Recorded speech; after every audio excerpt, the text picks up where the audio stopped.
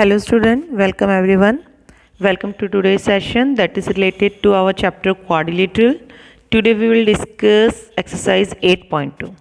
Okay, and the theorem which we utilize here is the midpoint theorem and converse of midpoint theorem that we have discussed in the previous video. Those who have not gone through that video, just please check, it is available there. So midpoint theorem as well as the reverse of midpoint theorem. Okay, so first of all we will discuss here our first question of our exercise, that is ABCD is a quadrilateral. A quadrilateral is given to us, that is ABCD, in which PQRS are the midpoints of side AB, BC, CD and DA. And what is given to us, that AC, it is a diagonal. These things we have to prove. What we need to prove? That this SR is parallel to AC and it is half of AC also. Okay, then we have to prove that PQ is equals to SR, and we also have to prove that PQRS is a parallelogram. So just see how we will solve all the given things. So first of all we will write the things given to us. So what the things are given to us, that ABCD is a quadrilateral. Okay, and what is given to us, that PQRS are midpoints, okay, of AB, BC, CD and DA. Now what we need to prove? For writing to prove, we will write all these 3 points. These 3 points we need to prove. Now see the proof, how we will prove it. So what the proof is there? We need to prove first of all that SR is parallel to AC. So we will take this triangle first of all. Okay, which triangle we are taking? In triangle ADC. Just closely look here, monitor this triangle. Here we will utilize the midpoint theorem that we have discussed in the previous video. So just see, in triangle ADC, in this triangle, this S is the midpoint of one of the side.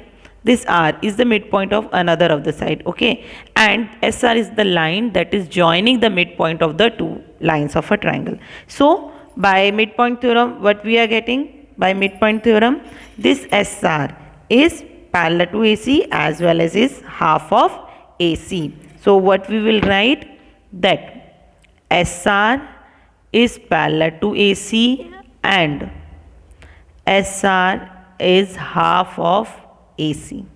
And what the reason you will give? By midpoint theorem.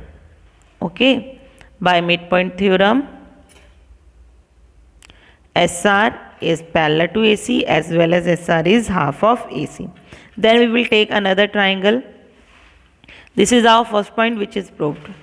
Now in our second part, triangle ABC. So in this triangle also we are having PQ parallel to AC and PQ is half of AC, and the reason is same, by midpoint theorem. Okay, you can also explain that in this triangle P and Q are the midpoint of AB and BC. So by midpoint theorem, this we have concluded. Okay, now if we assume this as equation 1 and this one as equation 2, so what you write from equation 1 and 2? So just see, from these two equations what we can conclude. From these two equations, just have a look here. SR, it is parallel to AC. PQ, it is also parallel to AC. If AC is parallel to SR as well as PQ is parallel to AC, then what we have concluded, that SR is parallel to PQ. And the second thing what we have concluded, just have a look here. SR is equals to half of AC and PQ is also equals to half of AC. If SR is equals to half of AC and PQ is also equals to half of AC, then what we have concluded, that SR is equals to PQ. So this second point we have proved, that SR is equals to PQ. Now see for the third point. Third point what we have to prove, that PQRS is a parallelogram. Now have a look here. In quadrilateral PQRS, in quadrilateral PQRS, what we are having, that SR is parallel to PQ and SR is equals to PQ. If one side is parallel as well as equal, then PQRS is a parallelogram. So this is our first question of exercise 8.2, where we have utilized the midpoint. Okay, now we will discuss the second question of our exercise. Yes, this is question number second. Just have a look what question number second is. Now in this question it is given to us that ABCD is a rhombus. This ABCD is a rhombus, means all sides are equal. PQRS, they are the midpoints, the same thing as given in the question number first. What we have to prove? We have to prove that this PQRS, it is a rectangle. PQRS is a rectangle. Okay. Now we will follow the same step we have solved in the question number first. First of all, we will prove this PQRS as a parallelogram, and once this PQRS is a parallelogram, then we will prove one of the angle as 90. Then we can easily prove that it is a this PQRS, it is a rectangle. Okay, so first of all, what the things are given to us? Given ABCD is a rhombus, and what property we will utilize? That all sides are equal. That also you can write, that all sides are equal. And PQRS, R and S midpoints. Okay, these are the midpoints. Now second thing, what we need to prove? We need to prove that PQRS is a rectangle. What we need to prove? That PQRS is a rectangle, means all angle P, angle Q, angle R, angle S, that is 90 degree. Okay, now see the proof, how we will prove it. Same as in the previous question. We will join this diagonal AC. Okay, now in triangle ADC, SR is parallel to AC and SR is half of AC. Same things we will repeat, and this is equation first, and reason is midpoint theorem. Okay, next triangle we will take this below part in triangle ABC. So just see in this triangle what we are having. PQ, it is parallel to AC and PQ is half of AC. This is our equation second, and reason is same, midpoint theorem. Same reason is there. Now from equation 1 and 2, 1 and 2, PQ is parallel to SR and same steps, PQ is equals to SR, so PQRS is it is a parallelogram. Okay, same steps as in the question number first. Now here we have proved that PQRS is a parallelogram. Now what we need to prove? We need to prove that it is a rectangle. What we need to prove? That it is a rectangle. For proving it is as a rectangle, we need this angle. Okay, so we solve this triangle, to find out these angles. So we will name these few of the angles. For example, angle 1, for it is angle 2, this is angle 3, and this is angle 4.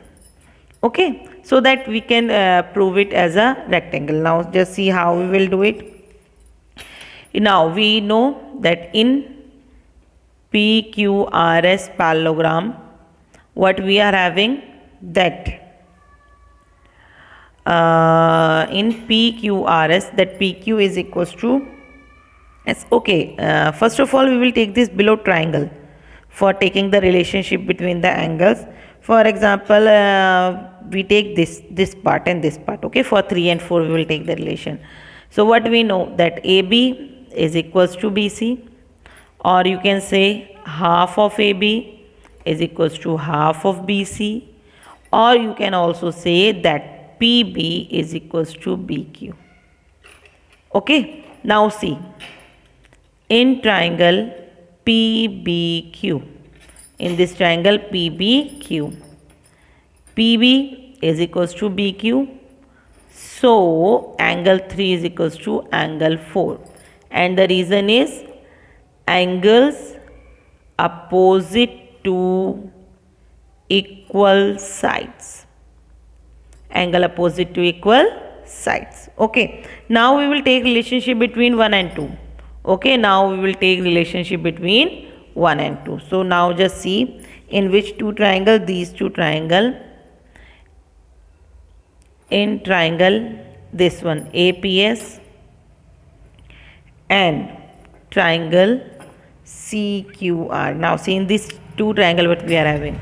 We are having this AP and it is equals to CQ.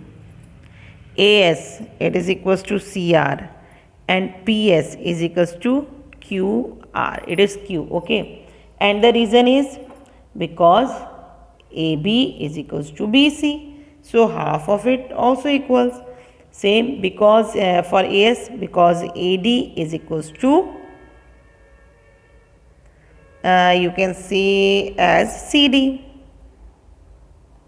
Okay, sides, na, these sides are there. So we are taking these half as equal. And because it is a opposite side of a parallelogram. Opposite side of parallelogram. Now triangle APS is congruent to triangle CQR. Both triangle are congruent. Reason is criteria triple S. Okay. So that angle 1 is equals to angle 2. Okay. Now see. Here we have only proved that angle 1 is equals to angle 2. Now see what we need to prove here now further. Okay. Just have a look here. We will find the relationship between this 1, 2. How we will solve it? Just see. This whole linear pair, this whole linear pair. Okay, just see. Sum of these 3 and sum of these 3. Sum of angle 1 plus angle SPQ plus angle 3 is equals to angle 4 plus angle PQR plus angle 2. Why? Because this is equals to 180 and this is also equals to 180. Okay, if you are not writing it, you can write like here. Because this one is also equals to 180 and this one is also equals to 180. Reason? Linear pair axiom. Linear pair axiom. Now, if these both equals to 180, what it means? That angle 1 plus angle SPQ plus angle 3, it is equals to angle 4 plus angle PQR plus angle 2. Now what we know? That 3 is equals to 4 and 1 is equals to 2. 3 is equals to 4 and 1 is equals to 2. So we can replace it. So angle 1 plus angle SPQ plus angle 3 is equals to angle 4 is equals to angle 3 plus angle PQR plus angle 1. Okay, now 3 and 3. So what we have concluded, angle SPQ is equals to angle PQR. Now what we have proved here? We have proved that angle SPQ, it is equals to angle this one. Now we have not proved here that it is 90. Now we need to prove that it is 90. So how we will prove that it is 90? So same as we have done in the previous exercise also. Just see, these two are the parallel line, this PS and RQ. So sum of these two angle, it is 180, because if you consider this as transversal, these two are the parallel line and this one is the transversal. So sum of the angles on the same side of transversal is 180. So what you will write? That angle SPQ plus angle PQR is equals to 180. Reason is angle on same side of transversal.